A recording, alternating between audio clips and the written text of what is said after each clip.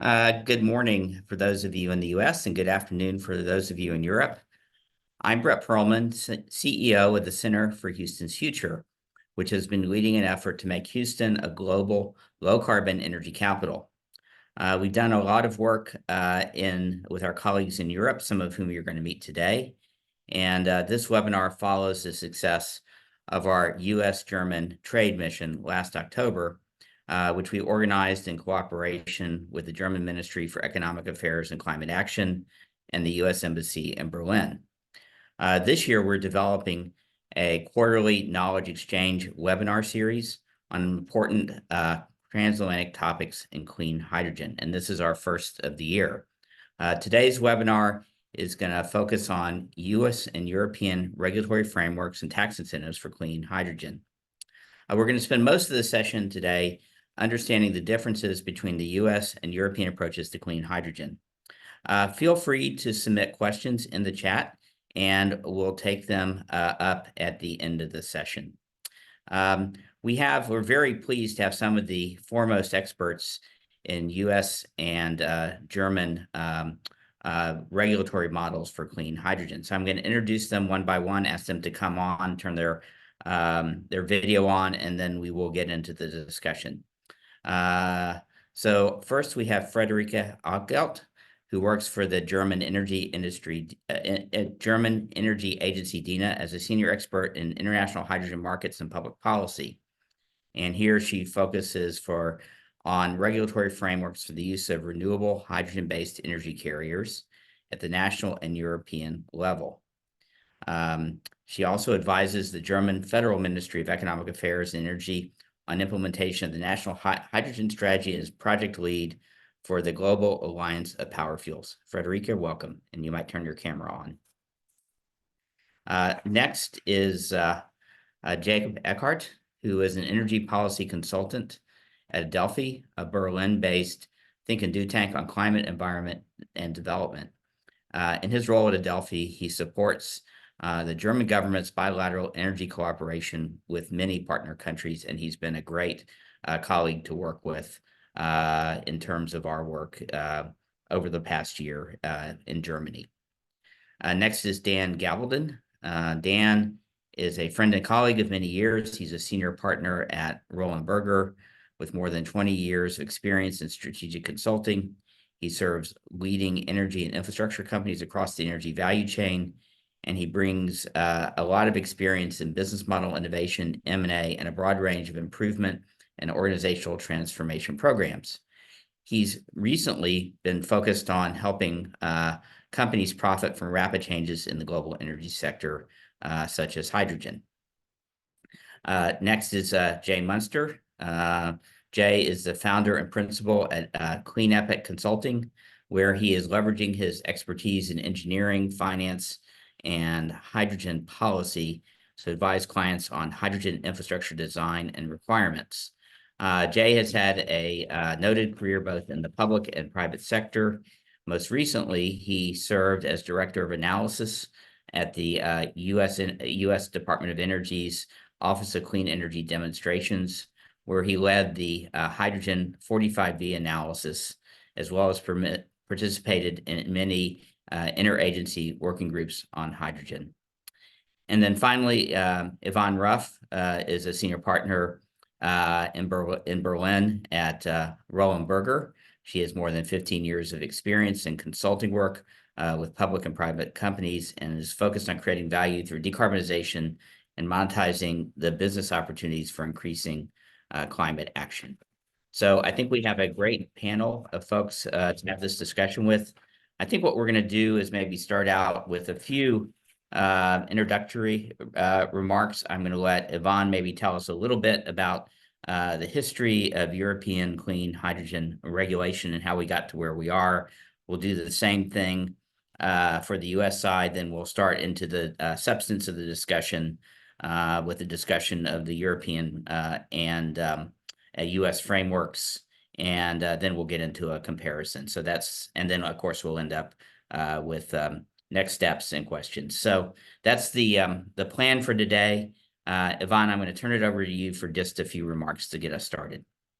Absolutely. Thank you for having me. Lots to say about the background and how Europe got to its regulatory and incentive jungle, I call it sometimes, which it still is.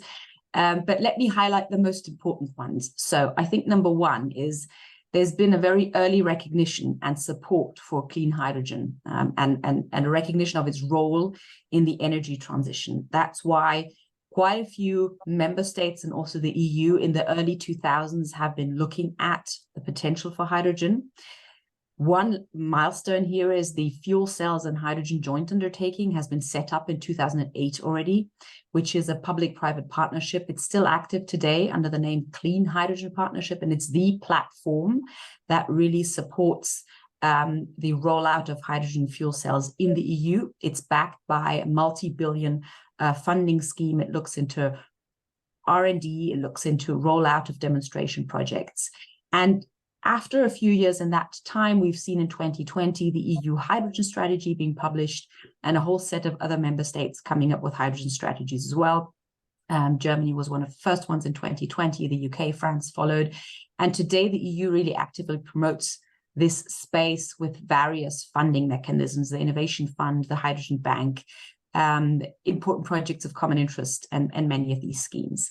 Now, on the focus of the topic for today, the directives and what this means for the industry, and specifically for the EU and US relationships, there's really one stream of developments to mention, which is all around the renewable energy directives. We've had the first package that was in force in 2009 already, which set a binding target of 20% share of renewable energy in the overall consumption by 2020, and it had some specific targets. Now, this will ring a bell with you. 20% is really something that's very outdated.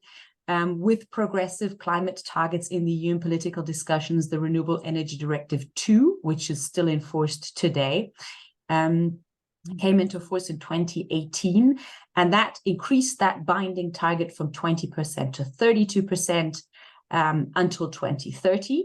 And with all sorts of specific targets for subsectors. Then what we had since 2019-21 is a whole package of EU regulation and legislation came sort of on the table with the European Green Deal, which really provides the framework and the comprehensive plan for Europe's plans to reduce their emissions by 55% until 2030. And all of the directives, mandates, and law that comes under this really is set up to reach this goal of 55% emission reduction by 2030, and then a net zero target. The Fit for 55 package was the next package that tried to implement these legislation or this framework with a whole lot of legislative proposals. In 2021, it led to what we see today, which is enforce the emission trading system and scheme upgrade to include buildings, transportation sector, for example, the so-called ETS2. And it updated basically some of the Renewable Energy Directive 2 points. We've then had a bit of a mark with the Russian invasion of the Ukraine in 2022, where the EU basically tried to manage the ensuing energy crisis, and it came up with its Repower EU program that did, again, upgrade a whole lot of specific targets in these sectors. Additionally, with a focus on the industrial support. So the EU very early on supported the production side, but also the offtake side of everything in hydrogen of the industry. And the Green Industrial Plan in 2023 that came out really was focusing on some targets for the industry, whereas mobility was a sector that was supported very, very early on with the Fuel Cells and Hydrogen Joint Undertaking, for example. And all of this led to what we have on the table today, and that we will focus on today, and Friederike will dive into this together with Eckhard, the so-called RED III, which is in force since November 2023. It's part of the Fit for 55 package, and again, it specifies a whole lot of targets for the share of renewable energy in specific sectors. And here the 32% target by 2030 that was enshrined in 2018 has been upgraded yet again to 42.5%. So you see with each renewable energy directive upgrade, we see an upping of our targets, and this obviously has implications on specific sectors and the uptake and specific mandates that have been put in place, and that we'll look at today, that drives the market in these sectors. Now, RED III, the status is basically that's been decided by the Council, the EU Council, and by the Parliament. It's published, it's in force now. Member states need to transpose this directive into national law. And this means that they need to find and set up the regulatory framework in their nation states in line with these overall targets. They can go higher, but they absolutely need to meet the base targets, and they have about 18 months to do that. So that's a process that's ongoing currently, and we expect this to be closed by Q2 in 2025. So currently, we know that a lot of governments are looking at how will they implement this, how will potentially a penalty system for not complying with these targets look at, and that's a political discussion we have now. But the framework of RED III is clear, and also the mandates and quotas that we will look at today that really drive the demand for this. So much for a quick overview. That was great. Looking forward to the discussion. That was great. You covered a lot of territory very quickly. So let's see if we can do the same thing in the U.S. And I'm going to go over to Jay and let him talk a little bit about the U.S. regulatory framework. Great, thank you. The U.S. is, I would say, in a lot of ways, significantly less complicated. In some ways, a lot more detailed recently. But the biggest difference really focuses on sticks versus carrots, which you'll hear a lot. The EU tends to focus on sticks, penalties, goals to hit, whereas the US, so far the regime across the entire US really focuses on incentives, i.e. carrots, in order to try to incentivize industry to move forward. So you'll see this in two major funding regimes. One is on the direct infrastructure side, which we won't talk much about. It's the funding for the H2 hubs. Very briefly, there was $8 billion that was set aside to help build infrastructure. And right now that's slated for about $40 billion worth of projects. That will come into play to some degree with some of what we're talking about with intercontinental power arbitrage, et cetera. But what really is the driver is the IRA, and within the IRA are two provisions to think about. 45V currently is getting all of the spotlight. I'll talk mostly about that, and then I don't want to leave out 45Q, which also will play a part in clean hydrogen. So the background for the IRA is after COVID, there was an immense amount of money passed for recovery that included a significant amount of clean energy funding. One of the targets was hydrogen, and within that, there are provisions to allow for significant incentives for production tax credits and even direct credits for clean hydrogen production.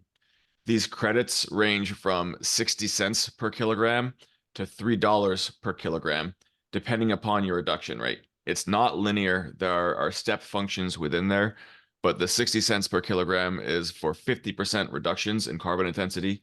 The $3 per kilogram is for 95% plus reductions. These are compared to the baseline cost of hydrogen production in the US of 85 cents per kilogram for a capitalized asset, or $1.50 per kilogram for a new asset. For current gray hydrogen, these are significant subsidies. The $3 per kilogram was really meant to target renewable hydrogen, but there may be some reformation hydrogen plays that can get that as well. This is where the contentious part comes in. It's where most of the energy is being spent over the past 2 years, is what qualifies for each of these and how are they measured. So the amount of funding and credits that can be received, they're really controlled by the well to gate emissions. So from where the source material comes from all the way to the hydrogen production as it's leaving. This is going to be modeled and constrained by the GREET model, which is built by Argonne National Lab. And the model, there's a specific branch of the model meant just for 45V. There are significant caveats that were added in the process to determine some of these levels of emissions, and those were determined in part by the Treasury and the IRS in the US. The guidance for that was released recently. The initial guidance came out in late December. The final guidance will come out sometime within the next several to 6 months. And without getting into too much detail, they place very strict limits on what can get to $3 per kilogram. And the goal here is having a clear, unified idea of what clean hydrogen is, what the emissions are for each of those. And you can find a lot of information from different sides on how strict it should be. The short version is that it's going to be very hard to achieve the $3 per kilogram early on for many projects, but as the US grid becomes cleaner, it will become easier to achieve that. These subsidies are for 10 years of a project, as long as a project is built by 2032. And so the subsidies will run up until about 2042. Again, the guidance is very much in flux. I won't get into detail now, and we may discuss it later, but I do want to briefly discuss 45Q. So 45Q is the carbon capture provision, and it can work for anything. If you have a source of carbon in industry and you capture that carbon, you can get paid by the ton. And the amount was set to be roughly even with the lowest bracket of 45V funding. So you will see some amount of clean hydrogen that has reduced carbon intensity that has 45Q funding as well. All of this will become important for a discussion of the regulatory effects and framework between the US and EU. And so I'll leave it at that. Thank you for your time. Good. And we'll come back and talk about some of those details in just a second. But first, I think let's go over to Friederike, and we're going to delve into the details of the EU framework first. So Friederike, do you want to come back on and show your slides? Or actually, you wanted me to do that. So let me just do that quickly.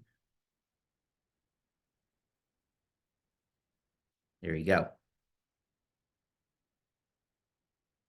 And you're on mute, by the way.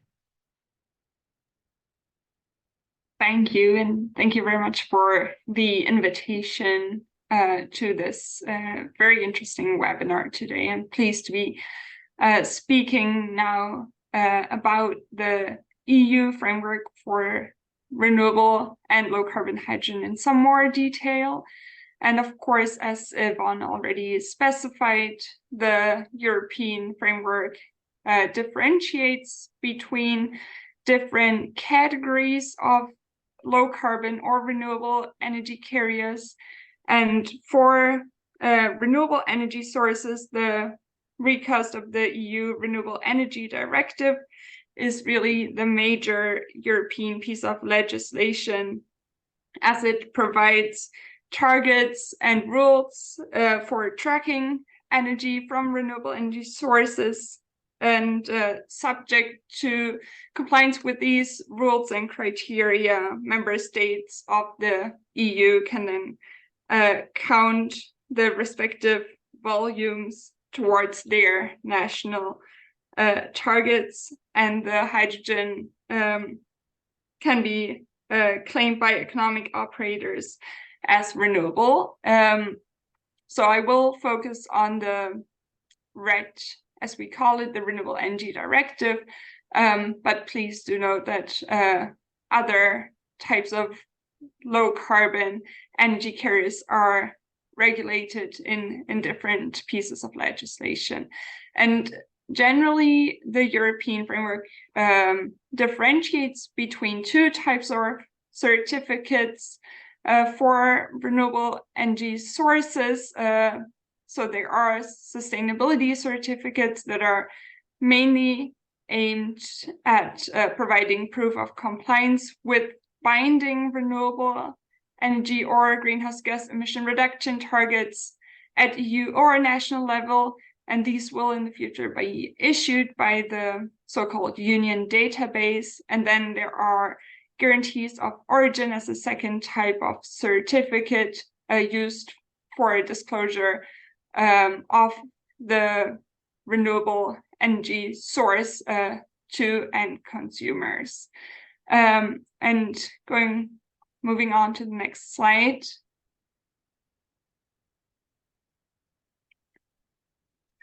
A little more detail on the Renewable Energy Directive.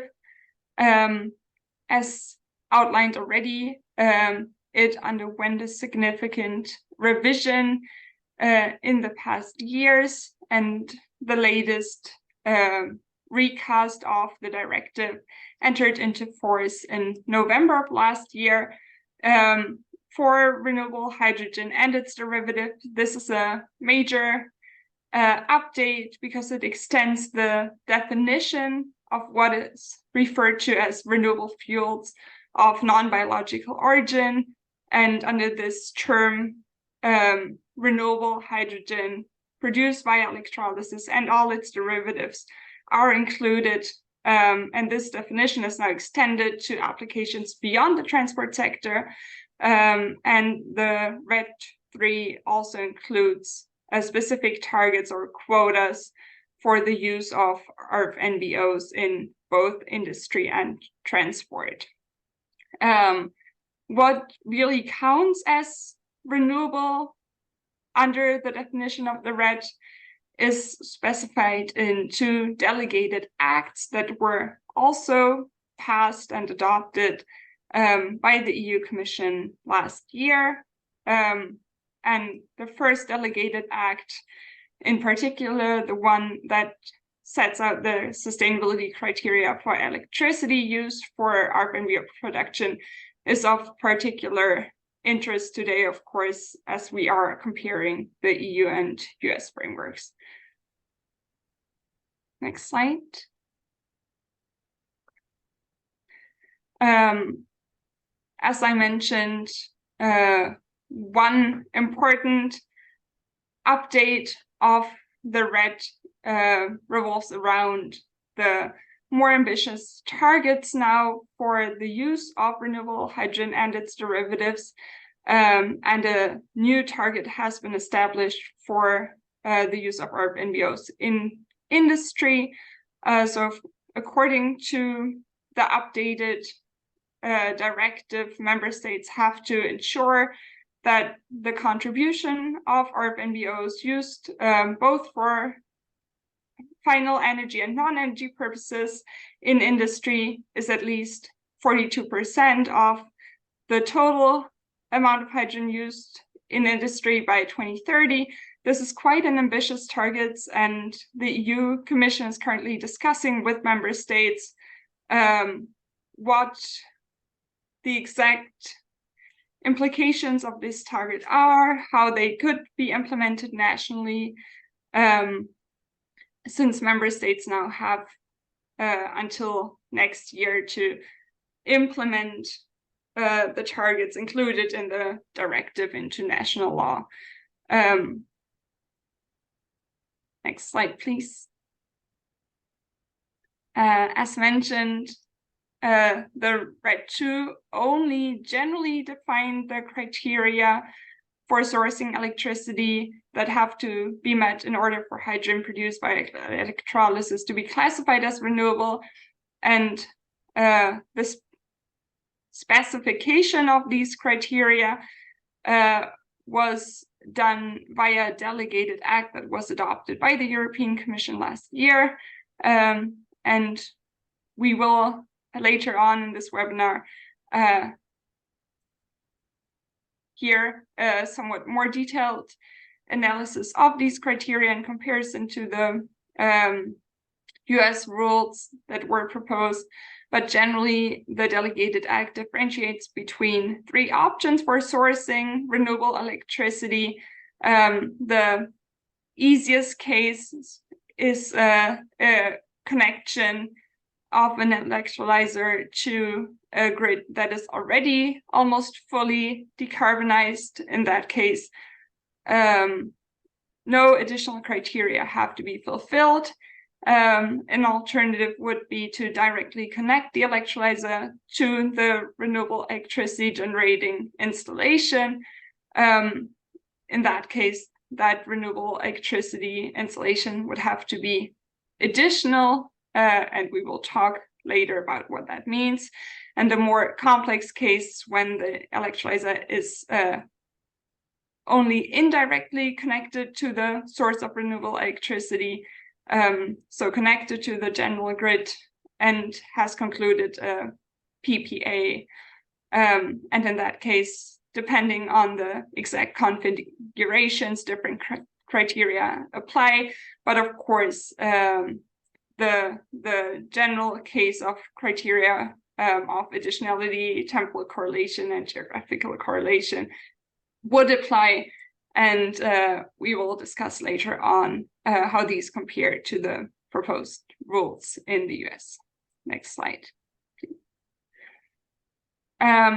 Finally, a short note on the rules for so-called low carbon fuels, which would include hydrogen produced from natural gas with CCS, for example, if it meets a certain greenhouse gas emissions savings threshold.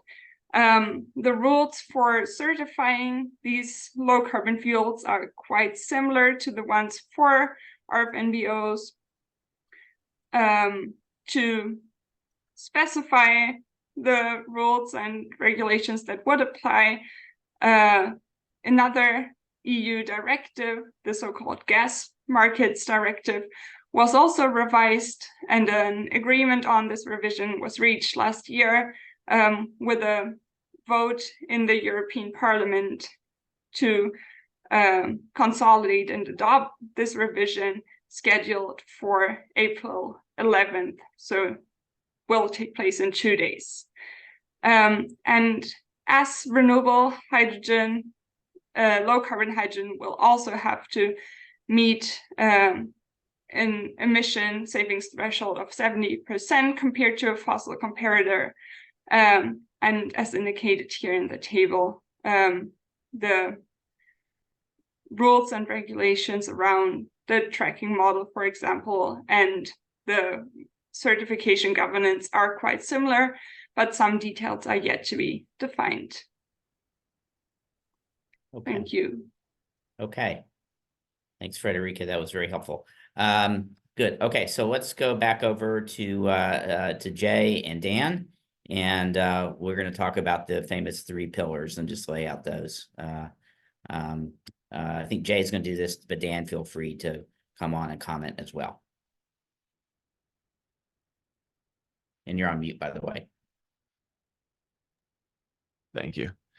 Dan, you good with me to start, or do you want to give it a go? You go for it, Jay. Okay. So the 3 pillars in the US are broadly modeled after what the EU had already done. The additionality, of course, means new resources. The big contention in the US is, does our significant amount of hydropower in the Northwest and existing nuclear fleet count as additionality in any way? That is a continuing ongoing question that will be answered by the upcoming guidance. Obviously, the base load ability of those has a significant impact on the final cost of hydrogen, which is one of the big questions. We also have the time matching requirement, which is an hourly requirement that switches over right now in 2028 per 45V. And then, of course, the last one is a regional requirement, which requires that it be currently within an RTO. How that RTO, an RTO is a specific region within the US that's defined by certain bodies. That description of where the region is also up to change. All of these are on the switch over in 2028 right now. They are not going to have any grandfathering. So that means any equipment put in the ground now, if it's going to qualify with the current regulations, needs to be ready for that switchover. So I think that broadly covers what the major 3-pillar restrictions are. I'll leave it to Dan to update any details. I would just say, from our clients, we're getting a lot of interest in the potential for CCGTs retrofitted with CCUSs, as well as avoidance of retirement for existing nuclear to be included within this. And this happens at the same time that we're seeing a lot of publicity around demand for decarbonized energy from these same sources from data centers. So it's adding quite a lot of interest to folks who are thinking about what to do with some of their assets in the power market across different RTOs. I would add, this is very much a J opinion, but if you look at a lot of the guidance that has come out, the initial guidance that's come out in the US in this current administration, whether it's the power plant, the clean power plant emissions standards, the vehicle standards, almost all initial guidance that has come out as very strict has been walked back to some degree. And I really think that we're going to see similar with a lot of the 45V strict requirements. So keep an eye out for that and be ready for that as a company to pivot when the final guidance comes out, if it's less strict. And I would just add, as an example of that, although grandfathering isn't discussed explicitly, the idea that we wait until 2028 for the hourly matching to actually take effect under the heading of the measurements and verifications standards are not as well established as the administration would like. That might be an instance where there's a little bit of wiggle room being offered. Cool. Okay, well, we'll get back and have a more general discussion on these in a few minutes. I wanted to now sort of lay out and get Jacob to lay out the comparison between both of these two frameworks we've been discussing. So Jacob, I'm going to turn it over to you. And I think you were going to do your own slides, right? That's correct, yes. Okay, so over to you.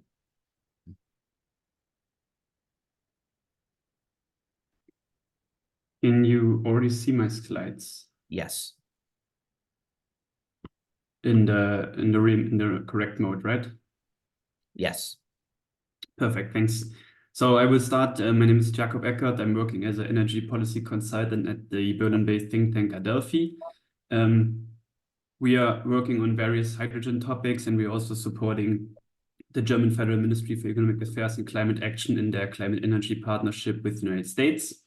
As part of this work, we've done a comparison recently of the US and the EU regulation and standards that you already heard about from Friederike, Yvonne, and Jay. I'm just going to briefly basically summarize what they already said and show it in a visualized form.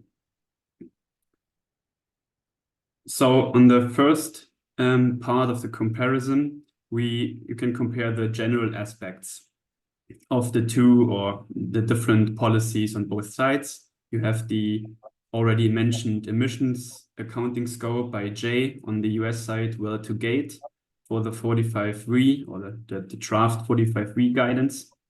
And on the EU side, you have the well to wheel emissions accounting scope according to the Renewable Energy Directive, as well as the draft gas directive that have already been mentioned.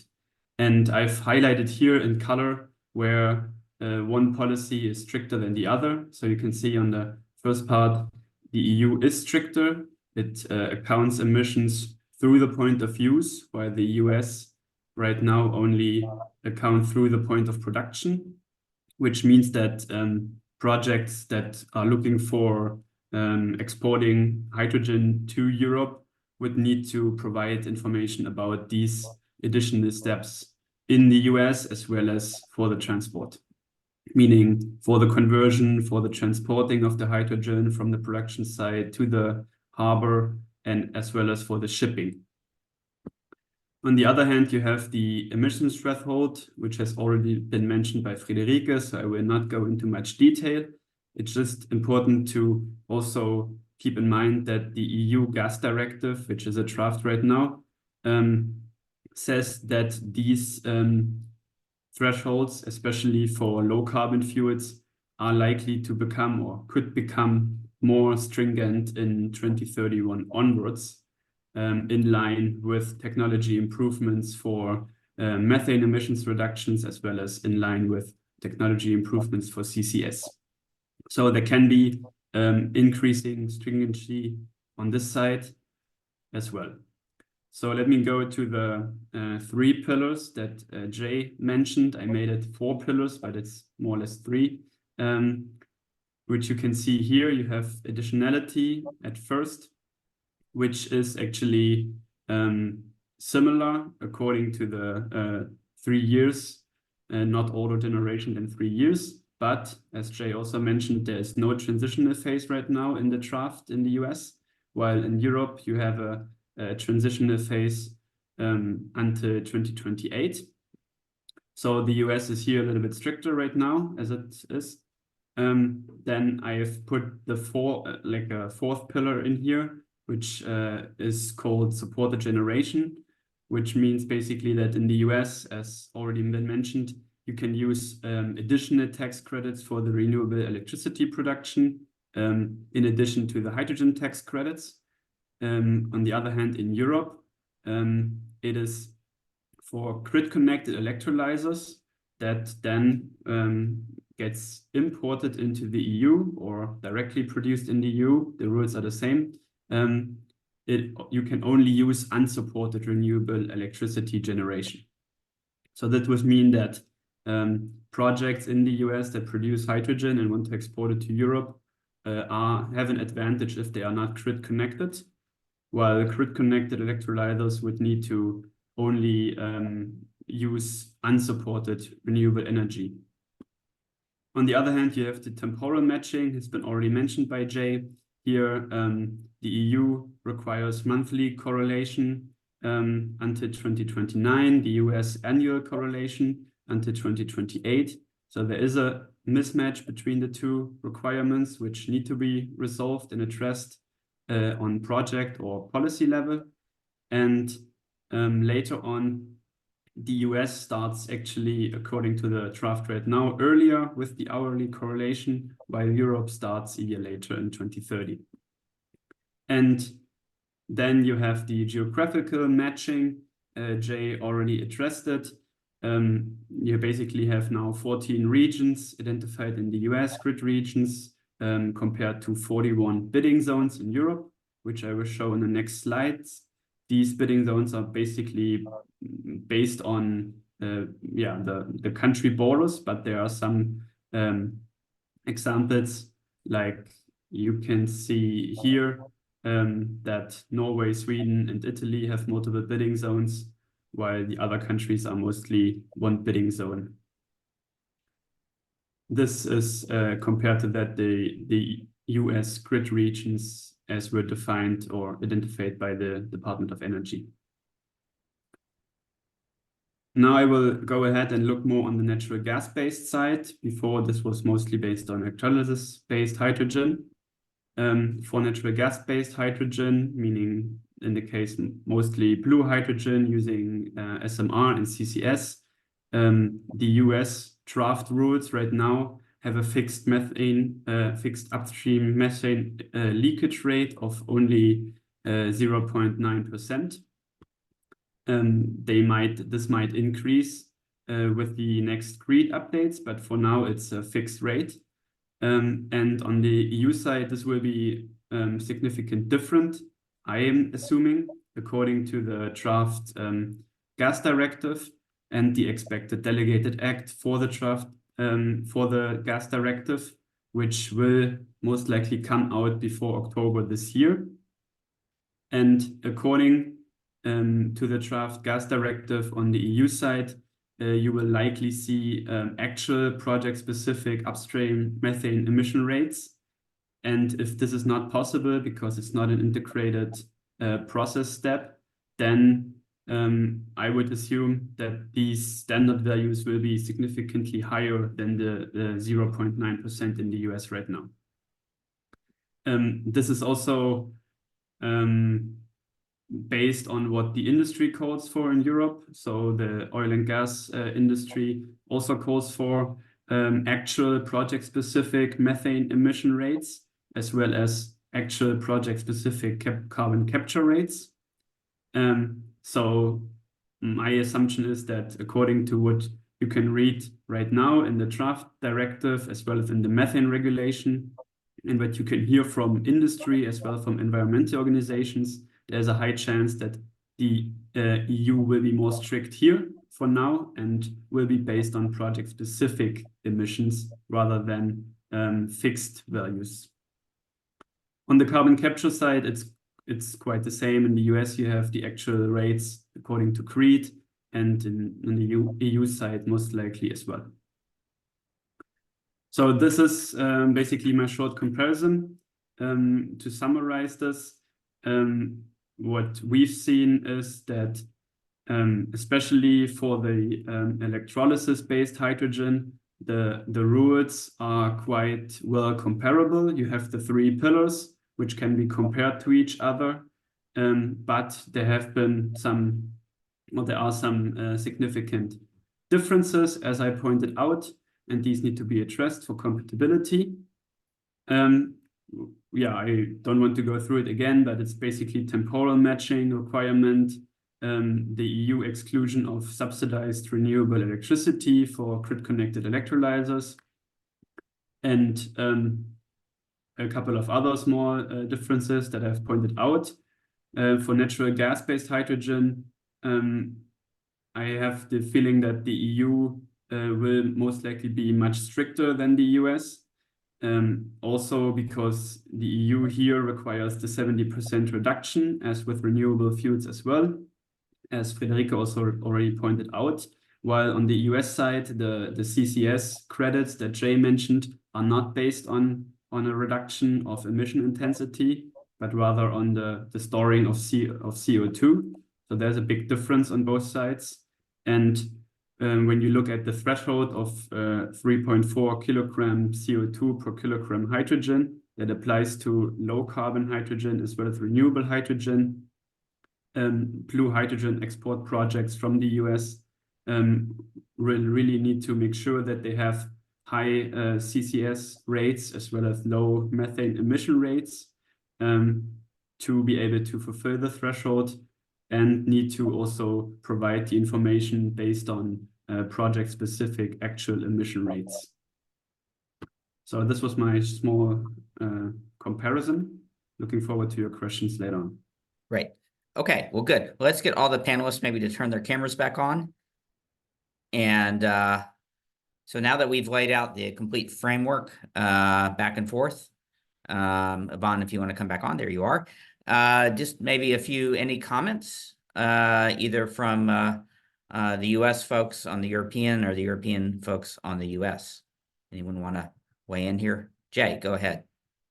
So I would say one thing to really highlight is if any organization is trying to build an infrastructure plan or trying to build an investment thesis around the export of energy from the US to the EU using hydrogen or derivatives as a vector, really the requirements in the EU are going to be one of the major drivers for this. So while a US project might be able to get 45V, if they don't adhere to the EU requirements, they are going to have, they're not going to be able to, export, more or less. So alignment of the processes, the regulatory framework has to happen one way or another. Either it has to happen at the federal level or it has to happen at the project level, where you adhere to the 45V, 45Q requirements in the US, and you also adhere to the export requirements that RED 3, Refimbo, etc. are all going to require. This is immensely important for anyone looking into this sector. And one thing I'll add, I'll just jump on very quickly. Something we haven't talked about, because it is even more complicated than what we've already discussed, is stackability. So there's sort of an elaborate matrix of stackability rules on the US side, which are quite inconsistent with the European side, at least in several instances.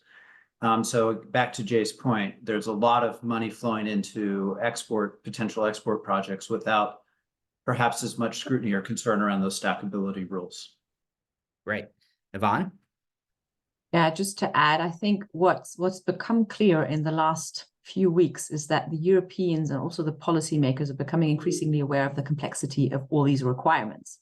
And we see that in a number of press releases on projects that are being delayed, where even for large lighthouse projects, the developers are handing back subsidies simply because they cannot fulfill the requirements. Now, you would think that this leads to somewhat of a discussion process. Friederike, maybe you know more insights on this, but I would expect either a bit more clarity on this, but surely that it's on the political agenda. Yeah? And what's also still on the political, or let me close with that, and then the question is, what impact might that have on any corresponding rules and regulations on stacking in the US? So I don't think that this will, that the current framework, I think it's possible that we might see some more loosening here or some more pragmatism going forward. Nothing concrete, and it will surely take a while, as it always takes a while in European policy discussions. But creating that awareness and communicating about this by policy or by developers is hugely important, because it is simply a hurdle. And the last thing to say, I think what's important, what we see in Europe in terms of signs of awareness of policymakers trying to speed up things, what's also still open here is the implementation of the idea to accelerate permitting.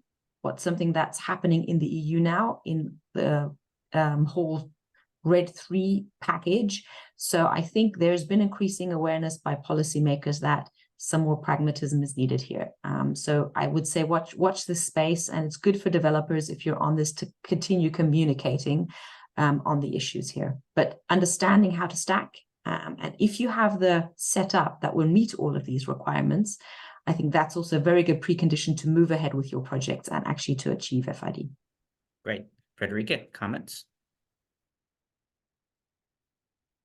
Yes, so I think the harmonization aspect that Jay mentioned is really very important to stress. And I think in addition to the differences that Jacob already pointed out, one that we haven't talked about so much is the requirement for PPAs to be concluded if the electrolyzer is connected to the grid in the EU versus the conclusion of the so-called EACs in the US. So if I understand the proposed 45B guidance correctly, hydrogen producers in the US would be able to purchase the qualifying attributes, for example, via the renewable energy certificates, so certificates that are equivalent to the European guarantees of origin, and the actual electricity separately, which wouldn't be possible in Europe. So I think that's another factor to maybe talk about. And I would also agree with Dan that the stacking rules and the mentality around the possibility of accumulating state aid along the value chain is just very different.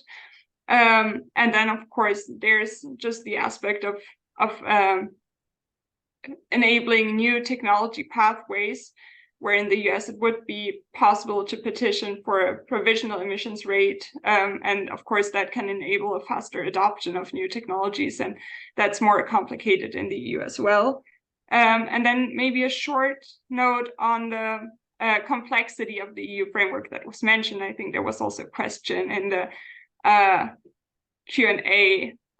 So indeed, of course, the EU rules are complex, but there was a long ongoing process of defining these rules with several delays in the EU. And I think the added clarity in the past year by itself is laudable. And as Jay outlined, it probably has also inspired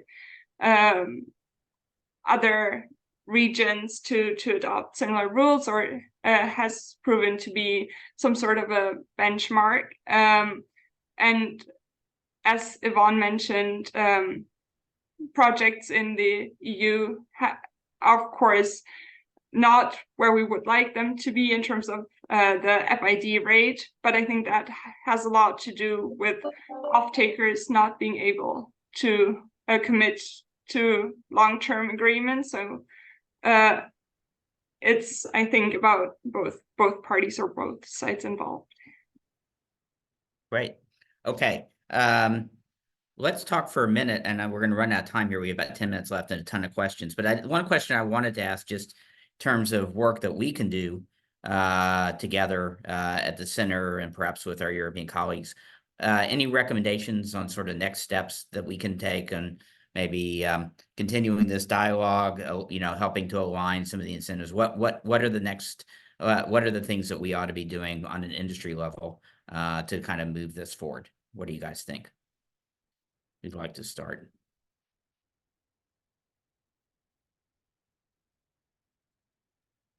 I'll start just because I'm not so shy. I think the general point about harmonization is obviously an important place to start. And I think it would be very helpful to hear from potential buyers of clean hydrogen derivatives or clean hydrogen to understand from their perspective what's necessary to make contracts work. Start with that and go backwards upstream.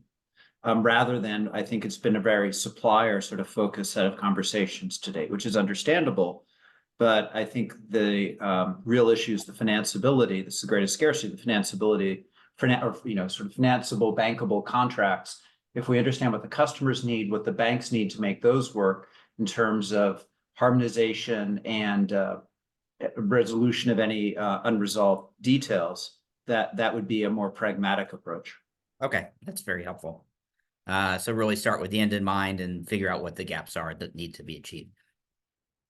Other thoughts in terms of other things we ought to be focusing on? Yeah, and I'm happy to add here. I think that that's an important point, which also the ecosystem has realized after a certain amount of years where we focused on the production side, that the offtake side needs strengthening as well. And I'd just like to mention there are various schemes that the EU had started to try and secure and back the offtake by taking sort of the premium for using green hydrogen or derivatives as a substitute for the legacy functions. And we have a scheme called H2 Global. The Hydrogen Bank has been starting its auction. It's running at the moment. So this is really interesting, and it's an area where the industry is picking up on, and I think it's something that where producers together with potential off-takers can also already form alliances and participate jointly to benefit from this. And we will see throughout the course of this year how this actually pans out and how much volume and how much price it actually leads. Okay, great. Other thoughts on things we ought to be doing to promote trade in hydrogen that we can do on a business-to-business level? I know there's been some discussion about certificates of origin. Kind of who wants to talk about that? Maybe where there might be more work we could do there in terms of identifying standards bodies or harmonization. What do y'all think? And colleagues, please add. I know that on the EU level, there's lots of work ongoing with an organization that's also backed by the Commission called Certify EU, that are trying to work on a common standardization and schemes and certificates. So I think that's definitely a platform. And it's a platform where the industry actually can participate and provide feedback. So I just like to make this reference. Certify EU is a process that's trying to look at exactly this space. Okay. Other thoughts, Friederike? Yes, just to add to that, I think that's a really important point. And I think when we talk about harmonization, we all often think about harmonization of sustainability criteria and the requirements themselves, but I think it's also, of course, crucial to harmonize the procedures and the certification governance and the recognition of certification and accreditation bodies, etc. And there's a lot of work ongoing in international organizations and right now to facilitate that. And I think the agreement that was signed at COP28 last year also moved in that direction. I think that's a positive sign. And at the same time, of course, for these export-oriented projects, in terms of the requirements themselves, it's crucial that they can be implemented, or that corresponding criteria can be defined for countries outside of the EU, and that has proven to be challenging in some cases, but there's some more clarity there. But I think as certification organizations are moving forward with working together with the projects to actually get the end product certified or classified as renewable in the EU, that can really mark some good examples for how to adopt and implement the requirements abroad. Jay, do you want to jump in? Yeah, so specifically on the certification, verification, and validation, I would say that this is one of the few areas where the U.S. is well out ahead of the rest of the world, owing heavily to California's leadership with low carbon fuel standards. And the U.S., a lot of the work that we've done is really based around the work that California and LCFS has already done. There are bodies here that do certification. They're certified to certify.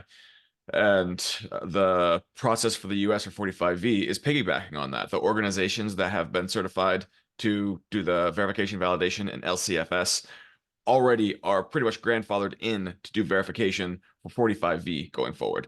There's also a significant number of organizations that pretend that these processes and organizations don't exist and are trying to create new certification, verification, validation processes in a vacuum.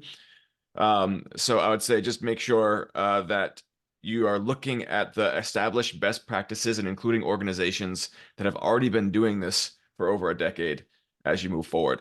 On the flip side of that, if you're looking for partners for development of projects, these organizations are good partners in order to assure that you're going to have a project that's meeting the requirements of your counterparty that's purchasing on the other side.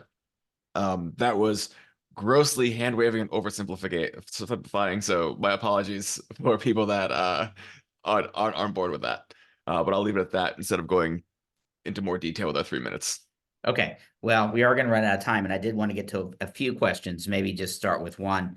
And this one is, what is the German and EU thoughts on prioritizing ammonia as a carrier to import green hydrogen, and what efforts are being undertaken in terms of supply chain, including last mile delivery?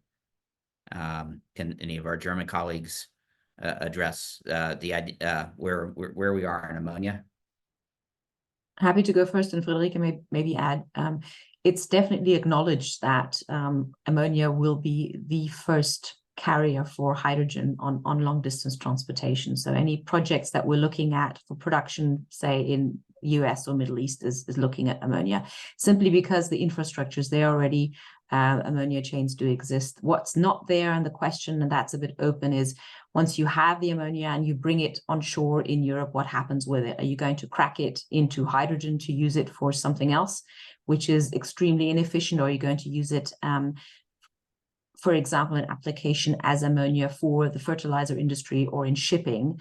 For now, there are certain projects that do focus on building up ammonia crackers at a larger scale. Also here, there's some investments in technology still to happen, technology development still to happen. But there's, I think, a clear recognition, specifically by the German government, that this is something we need to do. Okay. Yes, Very good. happy to add just a few sentences. So as most of you will be aware of, probably the German government is currently also working on a hydrogen import strategy, and the term might be a little misleading because it's actually a strategy for the import of hydrogen and all its derivatives, including ammonia, and ammonia plays a crucial role there. And I would agree with Yvonne, but also think that there is a significant existing ammonia demand in Germany already, especially in the chemical industry at the moment, where there's a need for decarbonization. So there might be some future additional demand for ammonia that could be cracked, but for now, we also have existing applications that already use ammonia and could use it. Good. Okay, well, we'll be looking for that import strategy, hopefully very soon.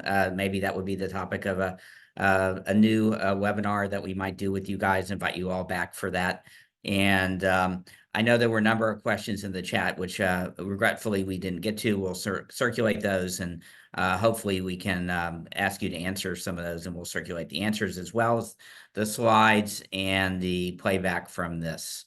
So I just want to thank all of you for a great conversation this morning. I think we covered a ton of ground in a very short period of time. I think we raised the bar in terms of creating a common understanding, which was one of my objectives here, just to make sure we're all talking the same language. And then did a great job of comparing the similarities and differences to the two schemes. So thank you all for being part of that. Obviously, this is an ongoing dialogue. We look forward to working with you guys on the panel and all of you out there in the audience. And we will be scheduling another follow-up webinar shortly, probably in the next couple weeks, maybe for some time in early May. So again, appreciate everybody getting up early in the U.S. and our German colleagues for hanging with us late in the day in Europe, and look forward to continuing to work together. Take care. Thank you. Bye.